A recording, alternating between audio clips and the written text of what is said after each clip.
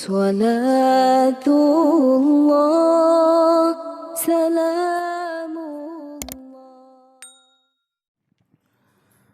Bismillahirrahmanirrahim. Assalamualaikum warahmatullahi wabarakatuh.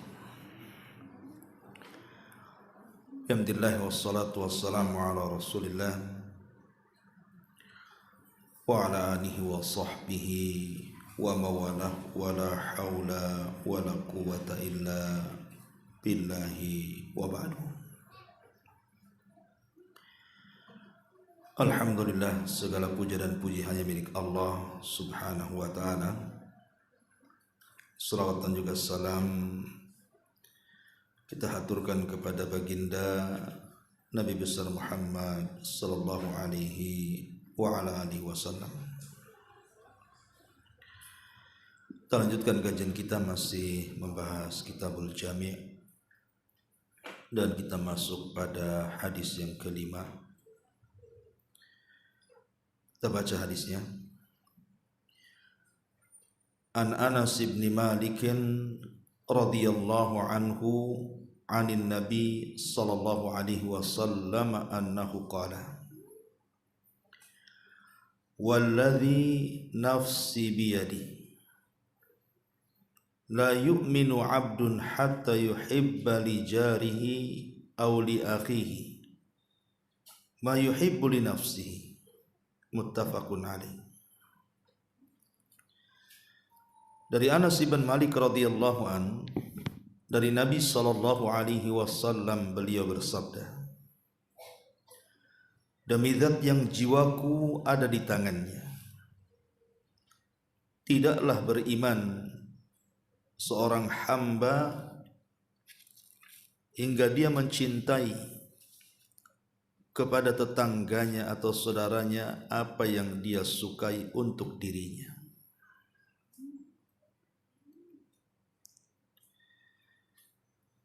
Kemudian hadis yang keenamnya, wa an Ibni Mas'udin radhiyallahu anhu qala sa'altu Rasulullah sallallahu alaihi wasallam ayyu dhanbi a'zam, qala an taj'ala lillahi niddan wa huwa khalaqak, qultu thumma ayyu, qala an taqtula waladaka khasyata an ya'kula ma'ak, qultu thumma ayyu, qala an tuzaniya halilata jarik, muttafaqun alaih. Dari Ibnu Mas'ud, dia berkata, saya bertanya kepada Rasul sallallahu alaihi wasallam tentang dosa. Dosa apa yang paling besar wahai Rasul?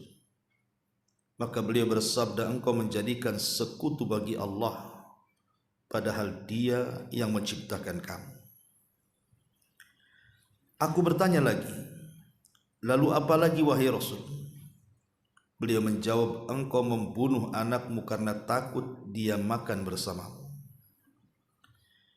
Kemudian aku bertanya lagi, lalu apa wahai Rasul? Beliau menjawab, engkau berzinah dengan istri tetanggamu. Muttafaqun alaih.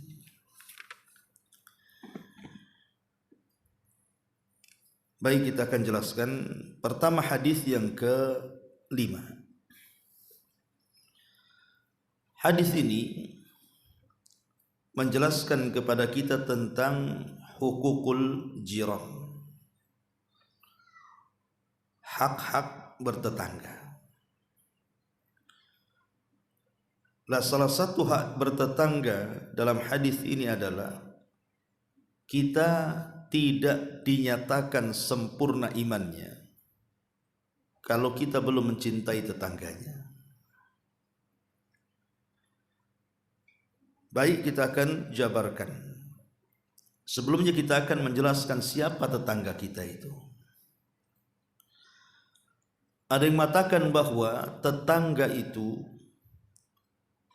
man shalla ma'aka subha fil masjidi fahuwa jarun lak. Orang yang salat bersamamu di waktu subuh di dalam masjid, itulah tetanggamu.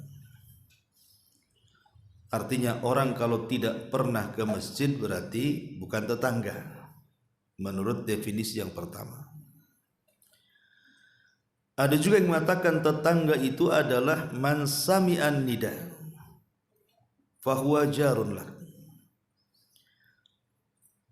orang yang mendengar suara azan. Jadi sampai mana kalau di sini ada masjid, kemudian muazzin mengumandangkan azan, sampai di mana, rumah yang mana itu suara terakhir azan didengar, maka sejauh itulah tetangga kita. Ini pendapat Ali radhiyallahu anhu. Ada juga yang mengatakan seperti pendapat Imam Auza'i bahwa haddul jar itu arba'una daran. Batasan orang itu dianggap tetangga adalah 40 rumah dari rumah kita. Jadi 40 rumah ke samping, 40 rumah ke depan, ke belakang, ataupun kiri kanan. Itulah dikatakan tetangga kita. Bahkan ada yang meluaskan tetangga itu ya satu desa, satu kota, ada yang mengatakan seperti itu. Tapi yang jelas bahwa tetangga yang harus kita perhatikan tentu tetangga yang paling dekat dengan rumah kita. Dan Jibril alaihi salatu wassalam selalu mewasiati Nabi sallallahu alaihi wasallam agar berbuat baik kepada tetangganya, sampai-sampai Rasul menyangka bahwa tetangga itu bagian daripada ahli waris. Saking pentingnya. Makanya ketika Herakli, Raja Romawi itu pernah berdialog dengan Abi Sufyan yang kala itu masih kafir. Ketika itu Herakli bertanya soal sosok Nabi yang menyurati dirinya. Dan dia bertanya kepada Abi Sufyan, bima ya'murukum, apa yang diperintahkan Nabi itu kepada kalian? Maka Abi Sufyan mengatakan, ya'muruna bisidqil hadits wa ada'il amanati wa silatil arham wa husnil jiwar wa kaffi anil maharim wad dima. Kata Abi Sufyan di hadapan Raja Herakli di situ, yang diperintahkan orang itu kepada kami, maksudnya Rasul, agar kami jujur dalam berkata, suka menunaikan amanah, bersilaturahim, dan baik berhubungan dengan tetangga, dan mencegah dari perkara-perkara yang diharamkan dan juga urusan darah. Dan ini pengakuan Nabi Sufyan kala itu masih kafir, belum masuk Islam. Tapi dia kemudian menjelaskan yang didakwahkan Nabi SAW di depan Raja Herakli itu, salah satunya adalah wa husnil jiwar. Dia memerintahkan kepada kami untuk berbuat baik kepada tetangga.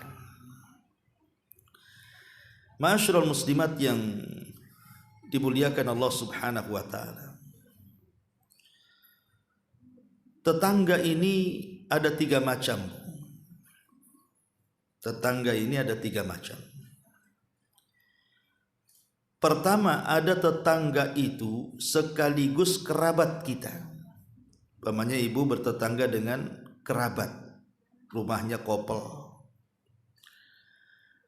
Maka kalau seandainya tetangga kita ini adalah kerabat,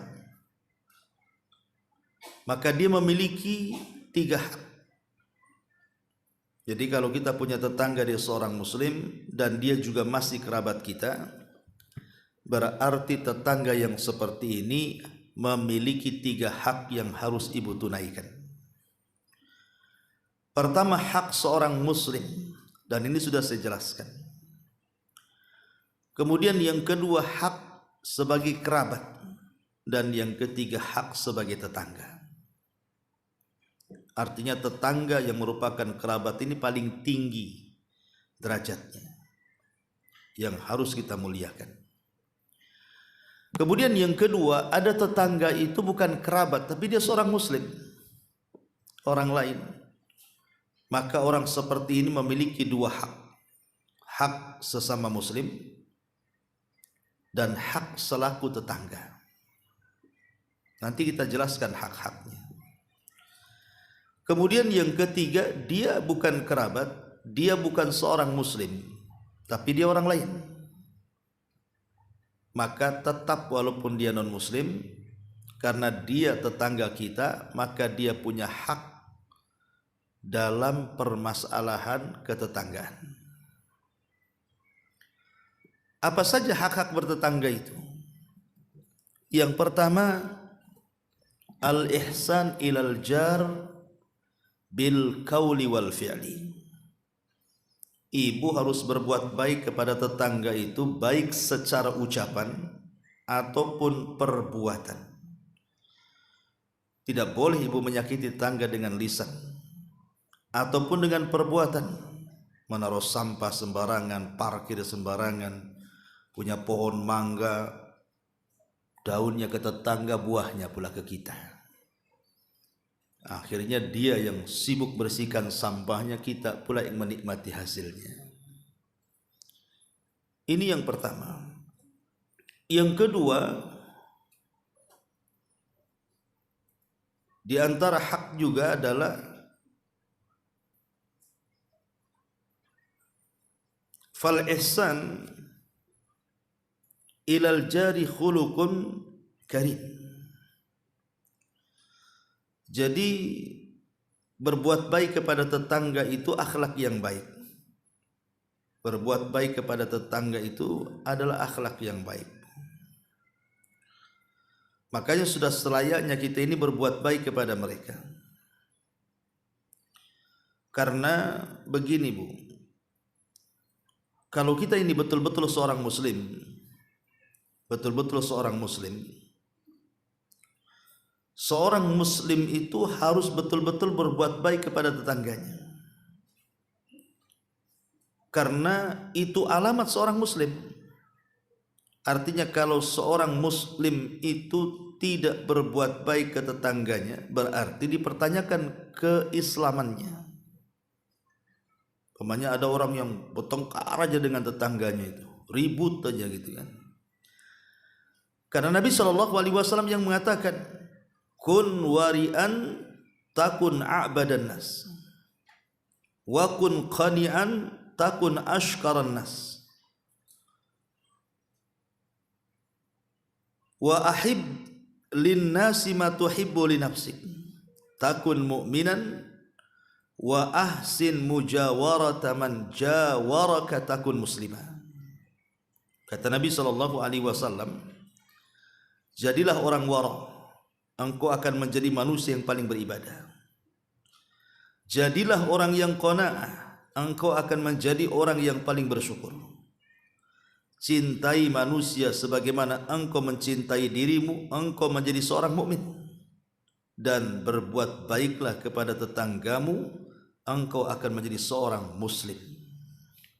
Lihat kata Rasul, engkau berbuat baik kepada tetanggamu, maka engkau dinyatakan seorang muslim.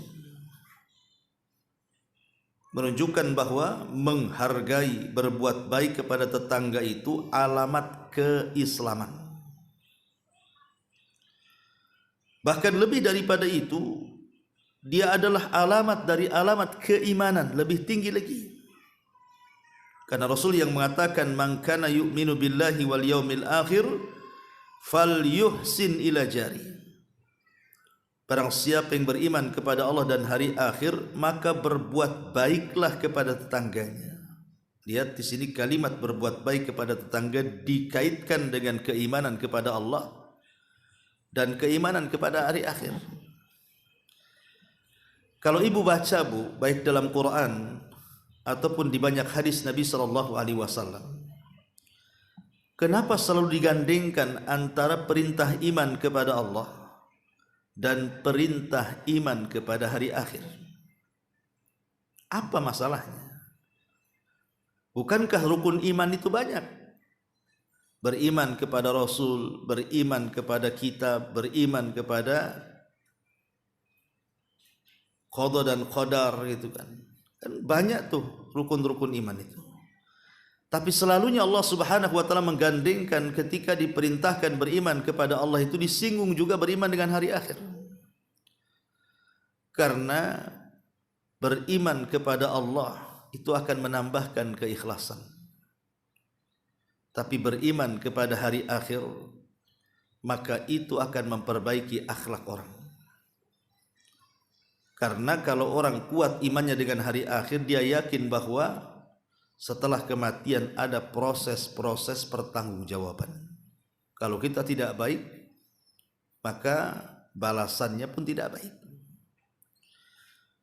Makanya diingatkan tentang beriman kepada hari akhir itu dengan penghormatan kepada tetangga. Karena kalau kita menghormati tetangga kita, ada balasan sorga di sana. Tapi kalau kita berbuat jahat dengan tetangga, walaupun dengan lisannya, maka neraka sudah mengancamnya. Makanya ada hadis ketika Nabi SAW ditanya soal wanita yang rajin salat malam, wanita yang rajin puasa sunnah, wanita yang rajin bersedekah, wanita yang rajin melakukan ibadah dan kebaikan, tetapi lisannya pedas dengan tetangganya. Kata Rasul, wanita itu tidak punya kebaikan sama sekali. Bahkan wanita itu termasuk penduduk neraka, kata Rasul. Lihat, seolah-olah tetangga itu bisa menjadi sorga bagi kita, atau justru tetangga itu menjadi neraka bagi kita, na'udzubillah. Maka menghormati tetangga bagian daripada alamat Islam dan alamat iman. Bahkan di antara syarat kecintaan kepada Allah, syarat bahwa Allah Subhanahu wa taala mencintai hambanya. Jadi kalau ibu ingin dicintai Allah, dicintai Rasul, maka hormati tetangganya, cintai tetangganya. Karena Nabi mengatakan, in ahbabtum an yuhibbakumullah wa rasuluh. Kalau kalian ingin Allah dan Rasulnya mencintai kalian, kata Nabi SAW, ahsinu jiwara man jawarakum.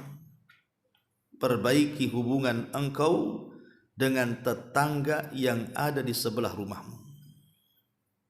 Lihat, Nabi SAW mengatakan, jika kalian hendak atau mau dicintai Allah dan Rasulnya, berbuat baiklah kepada tetanggamu. Dan ini sebuah kemuliaan, Bu. Terkadang ada orang yang berpikir bahwa kalau ingin menjadi orang yang mulia di hadapan Allah, dia harus melakukan amalan-amalan besar. Seperti nyumbang mungkin ratusan juta untuk masjid, untuk panti asuhan, dan lain sebagainya. Padahal berbuat baik kepada tetangga yang di sebelahnya itu merupakan alamat dari alamat kita ini mendapatkan kecintaan Allah Subhanahu wa taala. Dan kalau Allah sudah cinta dengan kita, maka Jibril pun akan cinta dengan kita. Kalau Jibril sudah cinta dengan kita, maka seluruh malaikat akan cinta dengan kita. Dan kalau Allah, Jibril dan seluruh malaikat sudah cinta dengan kita, karena Allah cinta dengan kita, maka Allah akan meletakkan kita ini pantas hidup di bumi. Bahkan kalau kita lihat faedahnya lebih luas lagi, berbuat baik kepada tetangga ini bisa menambah umurmu, bahkan bisa menambah rezeki. Dan itu disebutkan dalam sebuah hadis di mana Nabi SAW ketika menyebutkan wa husnul jiwar ya'murani diyar wa yazidani fil umri. Seseorang yang berbuat baik kepada tetangganya itu bisa memakmurkan rumahnya dan bisa menambah umurnya.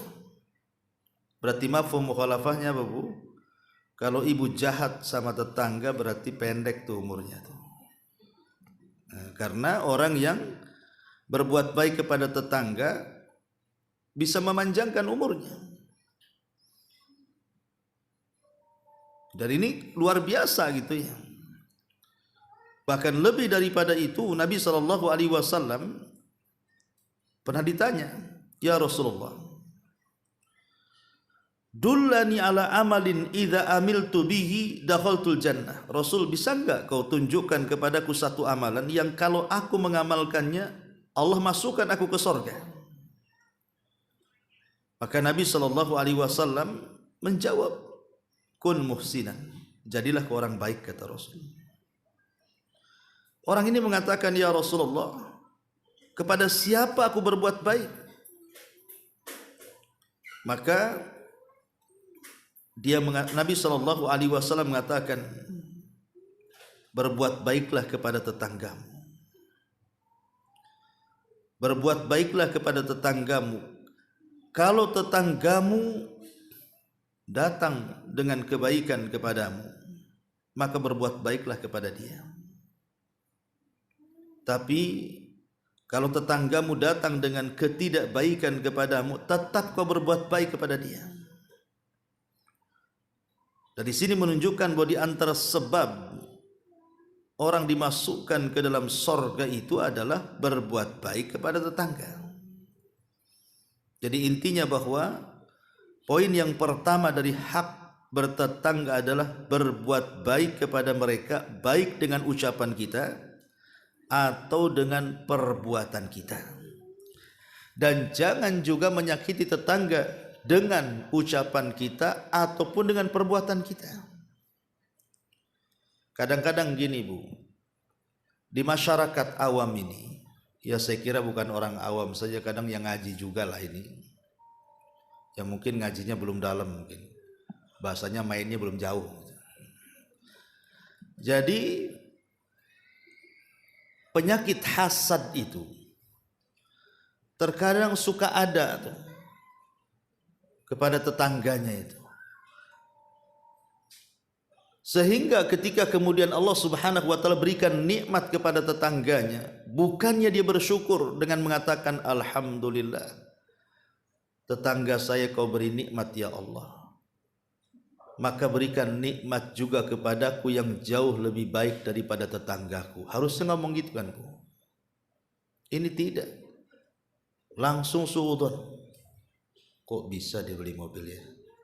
Dari mana tuh? Jangan-jangan sewa mobilnya itu.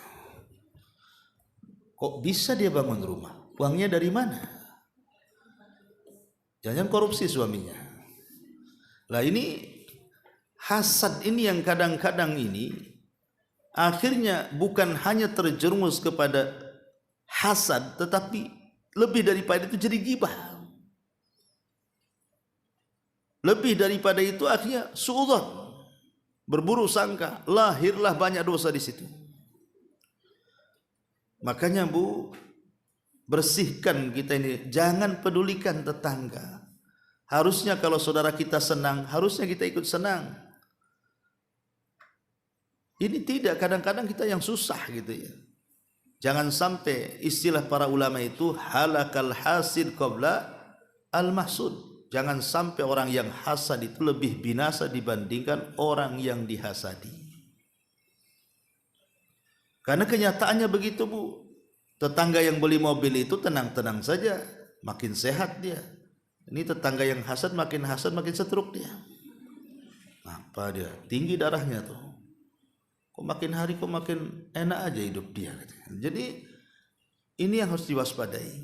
Jangan menyakiti dengan lisan ataupun dengan perbuatan. Apalagi kalau langsung lagi negornya, lebih bahaya lagi. Ini yang pertama. Yang kedua, di antara hak bertetangga itu, rutinkan memberikan hadiah. Rutinkan memberikan hadiah kepada tetangga. Karena Nabi SAW pernah menasihati seorang sahabat namanya Abi Dzar. Apa kata Rasul? Ya Aba Dzar, idza tabakhta marakatan fa'aksir ma'aha wa ta'ahad jiranaka. Wahai Aba Dzar, kau kalau masak perbanyak kuahmu, habis itu kau bagi-bagi tetanggamu.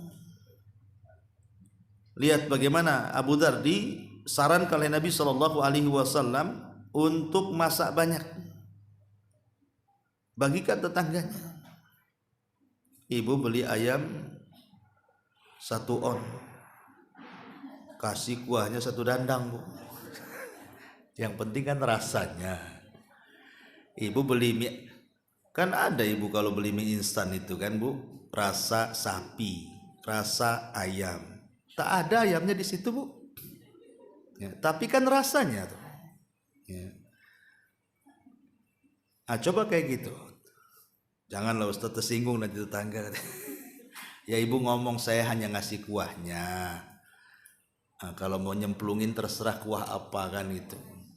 Tapi ini kan sebuah hukum dari Nabi SAW, maksudnya bukan seperti itu. Karena kan kondisi para sahabat dulu kan beda. Kenapa diperbanyak kuahnya? Ya mungkin untuk cocolan roti itu apa kan, Bu. Ya. Jadi tidak juga harus saklek dengan hadis ini, tidak juga. Ya ibu masak yang enak lah untuk tetangga. Kadang-kadang ibu masak enak, asapnya masuk ventilasi tetangga, dan kadang tetangga pula nyium.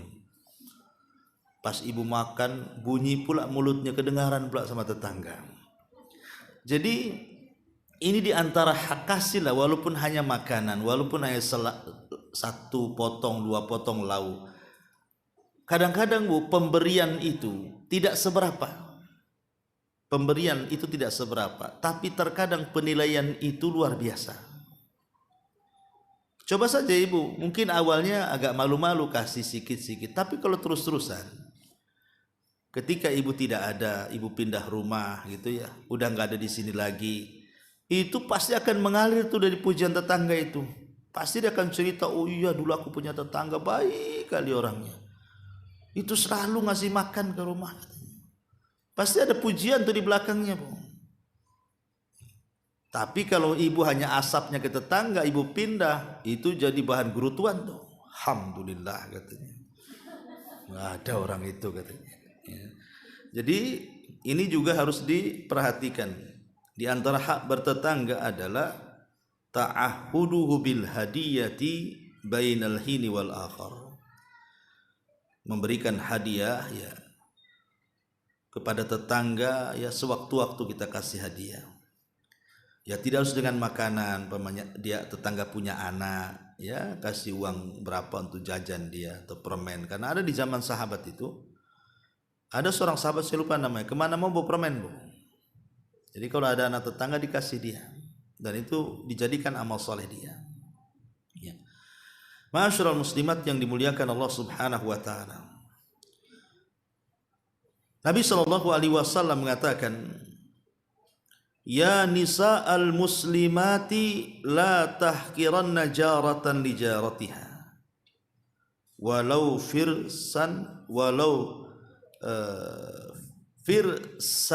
firsana syatin.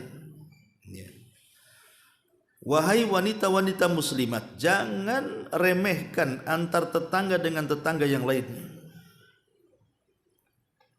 Jangan remehkan antara tetangga dengan tetangga yang lainnya, walaupun hanya memberikan potongan tulang dari kambing yang kau masak.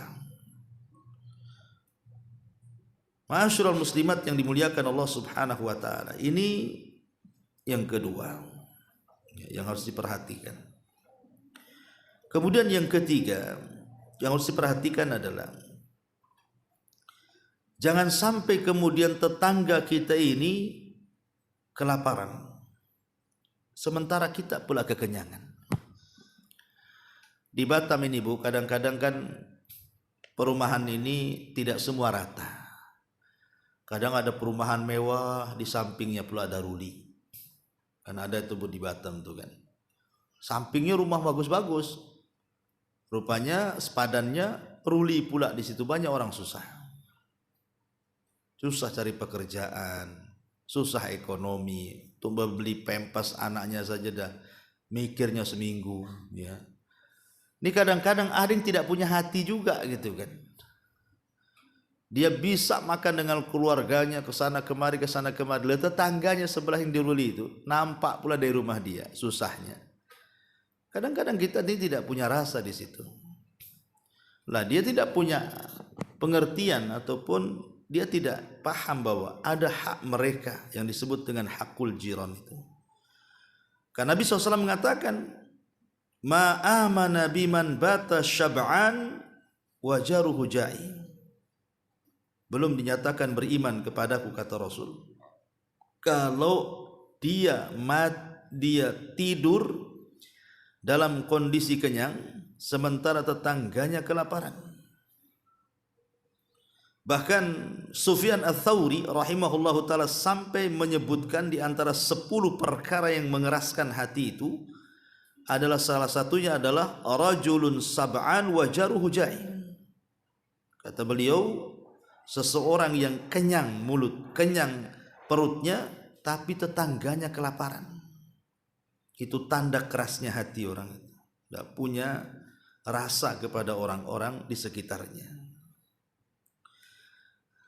Kemudian juga di antara hak bertetangga juga adalah ta'awun al-jiran fima bainahum wa tanazulil jar an ba'dil huquq.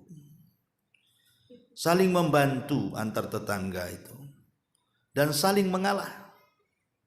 Bukan hanya saling membantu dan bukan hanya sekedar saling membantu, tapi juga harus sering mengalah. Ya kalau seandainya tetangga ada hajatan gitu kan, mungkin dia ada kekurangan, mau sewa tenda tak bisa, dah saya bantu saja, saya sewakan tendanya. Oh peralatan dapurnya ndak ada, di rumah saya banyak gelas tuh, ya, bawa aja semua, tapi balikin ya. Jadi seperti itu Bu, bantu. Atau tanazul. Tanazul itu artinya jangan, pamannya ini kan kita yang namanya bertetangga itu pasti ada pertengkaran. Tidak mungkinlah tidak ada pertengkaran. Satu tangga ataupun selisih paham mesti ada lah antar tetangga itu. Lah di sini di antara hak bertetangga kalau bisa kita yang tanazul, kita yang merasa salah, kita yang menyerah gitu ya. Seolah tetangga yang benar walaupun dia yang salah sebenarnya. Itu namanya tanazul. Ya, jadi tujuan kita itu supaya jangan bertengkar, intinya seperti itu. Menghindari pertengkaran dengan cara tanazul tadi. Udahlah saya mengalah saja. Ya. Kemudian juga di antara hak al-jiran adalah menjaga kehormatannya. Siyanatu irdihi. Menjaga kehormatannya. Di antara bentuk menjaga kehormatan itu jaga kemuliaannya. Jaga kemuliaannya, jaga aibnya, jangan sampai kemudian tersebar aibnya. Jaga pandangan kita dari keluarganya. Jangan sampai kemudian menimbulkan hal-hal yang tidak disukai tetangga kita. Jaga kehormatan. Karena kan masing-masing mesti kalau bertetangga itu sedikit banyak kita kan tahu aib tetangga kita itu. Nggak mungkin lah kalau kita bertetangga lama kita tidak tahu umpamanya sifat dia pemarah atau mungkin kehidupan dia mungkin kurang bagus gitu kan. Pokoknya mesti kalau bertetangga itu tahulah sedikit banyak tentang aib-aib dia. Maka sebisa mungkin kita sebagai tetangganya tutup aib dia. Tutup aib dia. Man satara musliman satarahullahu yaumal qiyamah. Barang siapa yang menutup aibnya seorang muslim, maka Allah akan tutup aibnya pada hari kiamat. Karena justru banyak di antara kita itu yang membicarakan tetangganya.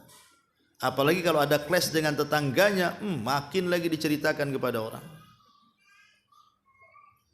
Tahu nggak kenapa? Aduh saya punya tetangga itu. Mulai itu ya kalau sudah ngomong gitu tuh. Ada apa dengan tetangganya? Mulai diceritakan dari A sampai Z tuh. Harusnya tetangga ini kita lindungi sebab terkadang Bu kalau kita terjadi kemalangan atau apa itu, justru tetangga yang pertama kali tahu sebelum keluarga kita yang jauh-jauh di sana tuh. Pamannya kita ini qadarullah salah satu dari keluarga kita meninggal. Kadang-kadang disebut tetangga keluarga kita yang jauh-jauh walaupun satu kota Batam pun tinggalnya, kadang-kadang datangnya belakangan itu. Artinya kan jelas-jelas jasa tetangga itu Jelas padahal dia bukan saudara, bukan kerabat, tapi kalau ada kemalangan dia pula yang paling pertama hadir coba. Makanya sebagai bentuk berbuat baiknya kita kepada mereka, jaga kehormatannya.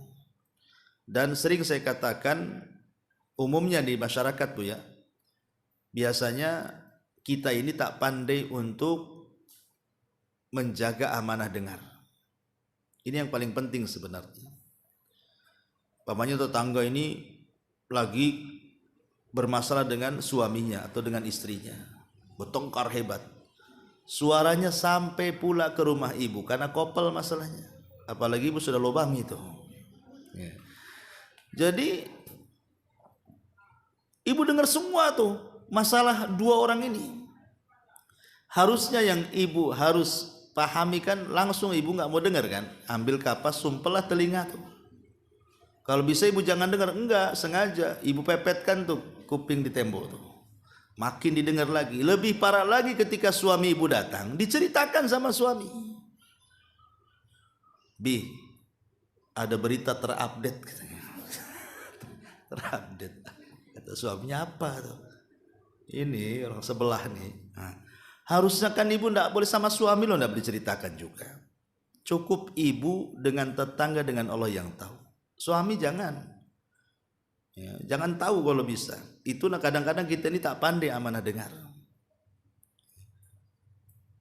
Apalagi kalau umpamanya dalam pertengkaran itu ada kata-kata udah buat malu saja umpamanya kan, diam mereka berarti kan dia sendiri malu kalau didengar gitu kan. Nah, jadi ini harus dipahami ya. Walaupun ini sepele sebenarnya, tapi banyak kejadian. Masyarul muslimat yang dimuliakan Allah Subhanahu wa taala.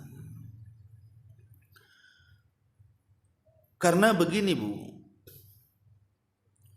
tetangga ini bisa menjadi saksi di hadapan Allah Subhanahu wa taala. Kata Nabi SAW, "Ma min muslim yamutu fayashhadu lahu arba'atun min ahli abiyati jiranihi annahum la ya'lam jiranihi al-udhunaini annahum la ya'lamuna minhu illa khairan illa qala Allah azza wa jal qad qabiltu qawlakum aw qala syahadatukum wa ghafartu lahum ma la ta'lamun." Kata Nabi SAW, barang siapa seorang muslim meninggal dunia disaksikan oleh 4 tetangganya dan tidak mengatakan tetangga itu kepada kita kecuali kebaikan, maka Allah akan katakan, telah diterima persaksian tetangga engkau dan aku ampuni dosa-dosanya dari arah yang kau tidak tahu. Coba bayangkan ya, kalau tetangga-tetangga di sekitar ini menganggap kita orang baik, dan biasanya kalau orang baik memang begitu Bu, semua tetangga akan ngomong dia orang baik tuh. Sama dengan orang jahat, semua orang ngomong itu jahat, itu mulutnya ember itu ya. Lah cukup 4 orang tetangga di sekitar kita mengatakan kita baik Bu, itu sudah jadi syafaat tuh. Makanya ketika Nabi SAW menilai orang itu dianggap baik atau tidak, itu kan tanya sama 3 orang. Tanya sama pasangan, tanya sama pembantu, tanya sama tetangga, kata Nabi. Kalau kata pasangannya, oh istri saya baik. Kata istrinya, suami saya baik. Tanya pembantunya, cemana majikanmu? Apa itu? Gaji telat-telat katanya. Kan belum tentu baik Bu.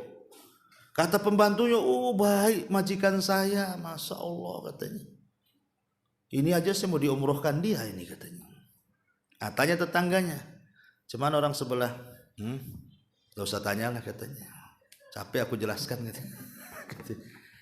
Kadang-kadang tetangganya nggak baik kan, berarti tak baik orang itu.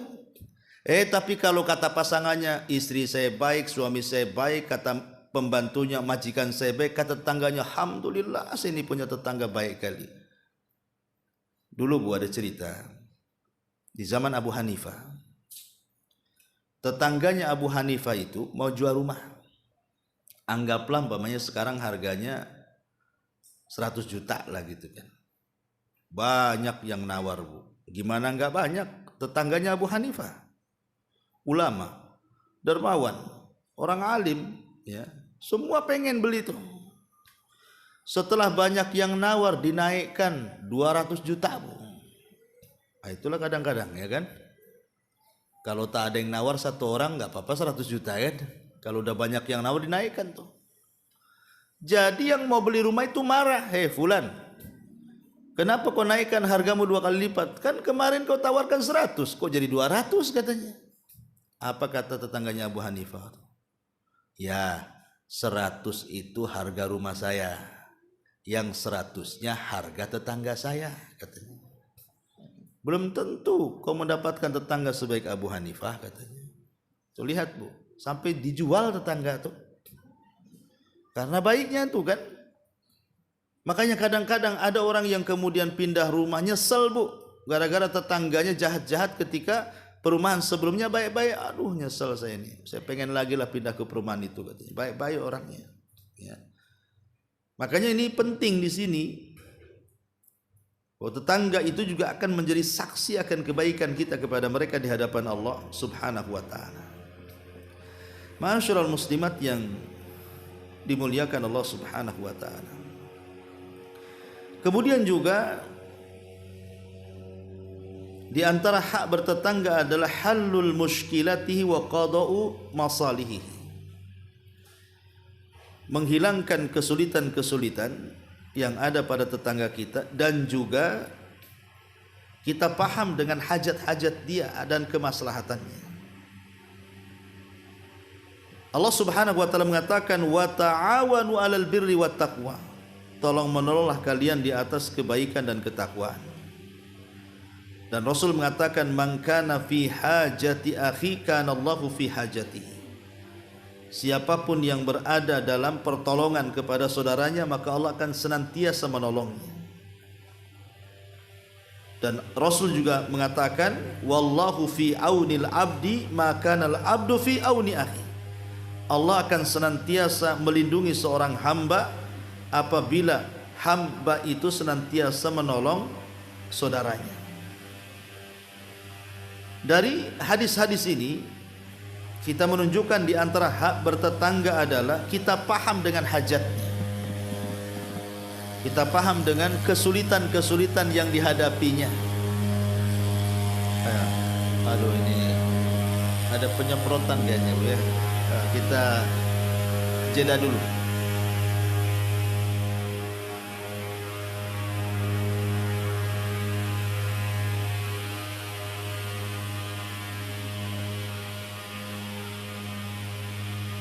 Bentar, Bu, saya tutup pintunya, Bu ya.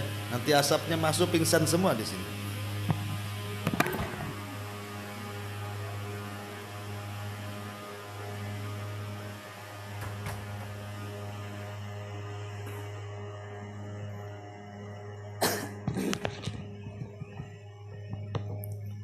Baik, kita lanjut. Jadi antara hak bertetangga adalah tahu hajat dan kebutuhannya dan tahu masalah-masalahnya. Namanya orang kan suka bergaul, Bu, dengan tetangga. Mesti kan tetangga itu kadang-kadang membicarakan, ada yang vulgar kadang-kadang kan berbicara tentang kesulitannya. Ada yang malu-malu, dia mau ngomong juga malu sama kita padahal minta bantuan kita. Ada yang mempermisalkan orang padahal dia, macam-macam kan keluhan-keluhan tetangga itu, ya. Maka kita sebagai tetangganya harus peka tuh. Harus peka alur cerita dia itu kemana, ya. Oh, nampak murung, ini ada masalah ini, ya. Karena di antara amalan yang paling disukai Allah Subhanahu wa taala adalah jabrul khawatir. Macam mana menyenangkan hati manusia. Kata Nabi SAW, sururun tudkhiluhu ala qalbil muslim. Kebahagiaan yang kau tanamkan kepada hati seorang muslim. Kebahagiaan yang kau tanamkan kepada hati seorang muslim itu amalan yang paling dicintai Allah Subhanahu wa taala. Ini juga bagian daripada hak bertetangga kan, paham dengan kesulitan tetangga. Termasuk juga Bu, kalau ibu mau jual rumah nih Bu, ibu mau jual rumah, yang harus ibu lakukan sebelum ibu jual ke orang lain itu tawarkan ke tetangga dulu Bu. Nggak boleh main naruh harga atau diiklankan di mana gitu ya. Siapa tahu tetangga memang pengen membeli rumah kita. Karena kalau seandainya Bu, ibu menjual rumah ini kepada orang lain, kemudian yang membelinya orang jahat, berarti berdosa Bu. Ya. Yang tadinya ibu yang menempati rumah itu tetangga aman-aman saja, tiba-tiba yang membeli rumah itu orang jahat, akhirnya tidak aman-aman. Nah, begitu Bu, itu masalahnya. Itu jadi dosa jariah itu nantinya. Ya Bu ya, kalau ibu mau jual rumah, tolong tawarkan tetangga dulu. Mau beli rumah saya enggak kan itu. Kalau enggak ada sama sekali, nah barulah kita jual ke orang kan Bu. Yaitu tadi supaya nanti yang menempati rumah kita itu bukan orang yang jahat. Ya syukur-syukur dapat orang baik kan. Tapi kan kita kadang-kadang pembeli rumah itu kita tidak tahu siapa dia. Nah, itu yang harus dipahami di antara hak bertetangga juga. Ya. Kemudian juga di antara hak bertetangga juga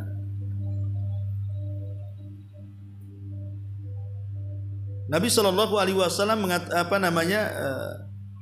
bersabda tentang unsur akhaka zaliman au madluman. Tolonglah saudaramu, apakah dia di posisi orang yang berlaku zalim ataukah di posisi orang yang dizalimi. Tolong saudaramu, termasuk juga dalam hadis ini mencakup tetangga juga.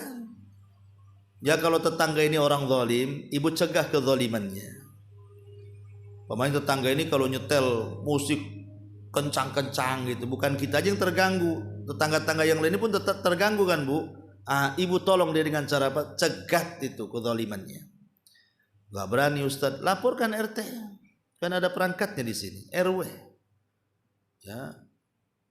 Jadi nasihati supaya ini, atau dia yang dizalimi ibu bantu. Kalau ada orang dizalimi ibu bantu supaya terlepas dari kezalimannya. Itu juga diantara hak-hak bertetangga. Termasuk juga ta'limuhul ilma syar'i wa musahabatuhu ilal masajid wa majalisil ilmi. Ajak juga tetangga itu ngaji, mungkin bahasa kitanya ya. Ibu yang sebelah-sebelah, ayolah ngaji di rumah kan gitu. Jangan kemudian yang hadir di pengajian di sini itu semua orang luar. Yang lebih parahnya lagi, parkirnya sembarang Bu. Udah datang dari luar sampai ke perumahan sini tak ada adab kan itu. Semua parkir sembarangan, buang sampah sembarangan. Ini masalah kan Bu. Ya, jadi kalau kita sebagai tamu orang luar perumahan masuk ke perumahan sini, maka harus beradab. Kita ini orang luar masuk perumahan sini ya kalau ketemu ya salam gitu ya. Parkir jangan sembarang. Karena ada kasus juga Bu itu di salah satu ustadz kita tuh yang ngisi kajian, rupanya jemaahnya parkir sembarangan centang perenang Bu. Marah akhirnya warga situ, di stop pengajiannya gara-gara parkir gitu. Nah, ini kan juga dipahami. Jadi ajak tetangga juga untuk belajar agama, bergabunglah gitu bahasanya ya. Kemudian juga ihsanudzon bil jar, berbaik sangka dengan tetangga. Ya, tadi contohnya jangan ada hasad. Ya. Termasuk juga ada mu'idza'il jar, jangan sampai secara umum ya menyakiti tetangga. Taib, pembahasan terakhir karena waktu juga tentang ancaman orang yang menyakiti tetangga ini. Pertama, dosa kepada tetangga itu akan dilipat gandakan dibandingkan dosa kepada orang lain. Contoh Bu, seseorang mencuri. Dia mencuri harta tetangganya dengan mencuri harta orang lain yang bukan tetangganya. Maka mencuri barang tetangga itu lipat dosanya. Kenapa? Pertama dosa mencurinya, yang kedua merobek hak bertetangga. Dosanya lipat tuh. Atau dalam hadis yang ke-6, ya nanti kita jelaskan ya.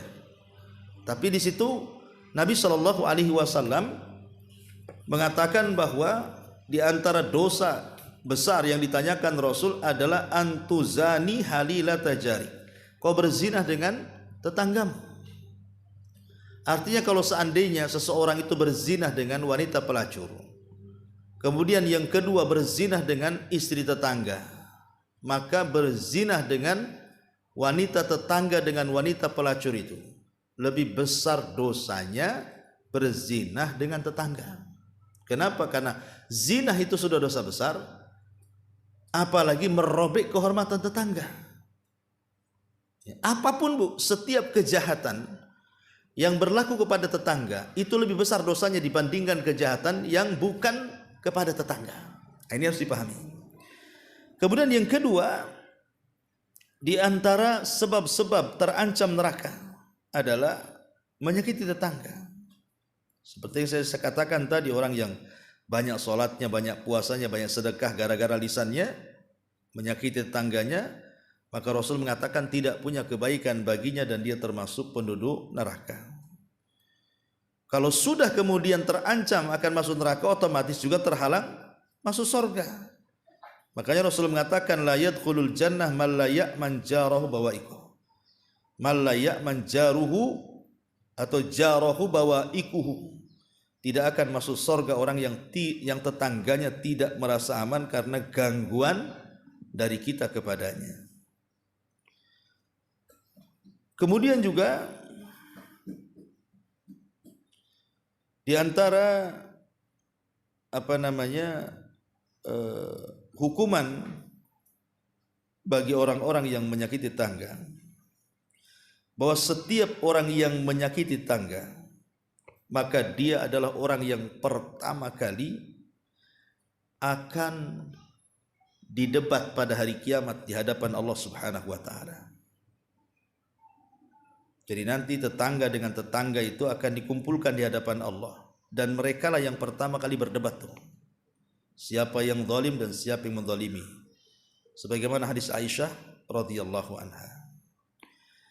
Adapun bentuk-bentuk menyakiti tetangga itu kan banyak bu. Bisa ibu mencela tetangga, melaknat tetangga, menggibah tetangga, namimah kepada tetangga, ataupun su'udzon, berburuk sangka kepada tetangga. Dan yang lebih parah lagi tajasus bu. Tajasus itu ngorek-ngorek, ya, nanya-nanya, ya, tahu nggak si anu? Nggak tahu, masalah nggak tahu sih. Ada orang-orang yang kemudian ngorek-ngorek itu. Ibu kayak penyidik jadinya kan. Pengen tahu apa yang dilakukan tetangga, itu tajasus tuh nggak boleh. Ya. Termasuk juga mengganggu tetangga dengan suara bu. Walaupun ngaji kayak gini bu, kalau seandainya sampai kedengaran ke tetangga, tetangga merasa tidak nyaman bu, ini pun tak boleh sebenarnya. Ya syukur-syukur kalau seandainya dia malah senang, dia malu hadir di sini, rupanya bisa mendengarkan dari kerasnya ceramah, mudah-mudahan dapat hidayah kan itu. Termasuk juga menanam pohon bu, menanam pohon pas pula di samping tembok dia. Kadang yang ditanam itu bukan janda bolong kan, kecil bu. Ini pohon mangga yang ditanam. Nanti akarnya kan bisa merusak tuh, atau daunnya bisa menyampah itu. Nah itu kan termasuk juga menyakiti tetangga itu. Ataupun tiba-tiba membangun tembok pemisah antara kita dengan tetangga, nggak ada izin. Ya, harusnya ini izin dulu bu. Ibu mau bangun rumah nih, mau renov, izin tetangganya. Karena kadang-kadang kan namanya orang bangun rumah itu kan rame bu. Kadang suara bor, suara gerenda, suara ketak-ketuk kan itu ya. Nah ini juga jangan sampai itu menyakiti tetangganya, izin dulu. Kemudian juga kadang-kadang masalah jemuran, jemuran-jemuran yang tidak layak dilihat gitu, umpamanya pakaian-pakaian dalam digantung-gantung, pas pula di depan rumah, samping tetangga. Nah ini kan juga nggak boleh Bu, ya. Apalagi sampai kena angin, jatuh pula di depan tetangga tuh, dia kan mikir tuh membalikin itu. Nah ini kan bisa juga itu, jadi hati-hati ya. Kalau yang kira-kira ini disembunyikan aja lah Bu. Kemudian juga kadang-kadang membuang sampah.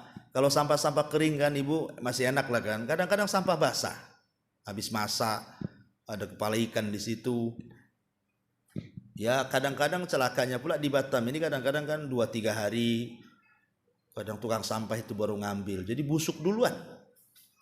Makanya kira-kira Bu, kalau memang tukang sampahnya 2-3 hari baru datang, itu betul-betul dibungkus Bu. Kalau bisa disemprot pakai minyak wangi. Ya, supaya jangan sampai kalau bisa itu menyakiti tetangganya dengan baunya, karena itu bagian daripada menyakiti masalahnya. Termasuk juga ya tadi parkir sembarang, ya. Kemudian juga menyebarkan rahasia tetangga. Nah, ini juga semua itu masuk tuh. Ya. Makanya hal-hal yang seperti ini harus dihindari. Bagaimana kalau sebaliknya Ustadz? Ini tetangga yang nyakiti saya pula. Saya sudah berusaha tak buang sampah sembarang, dia pula sembarang buang sampah. Saya itu berusaha parkir tak sembarang, dia pula parkir sembarang. Saya berusaha ini, dia pula seperti itu. Maka kalau sebaliknya, ya tentu kita harus sabar lah Bu ya. Namanya kita hidup di masyarakat, kasih contoh yang baik, bersabar.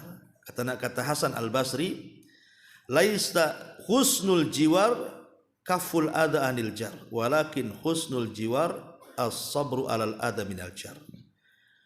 Katanya Hasan Al-Basri ini, bukanlah kita ini berbuat baik kepada tetangga adalah mencegah ketika tetangga berbuat jahat, tetapi berbuat baik kepada tetangga adalah sabar ketika tetangga menyakiti kita.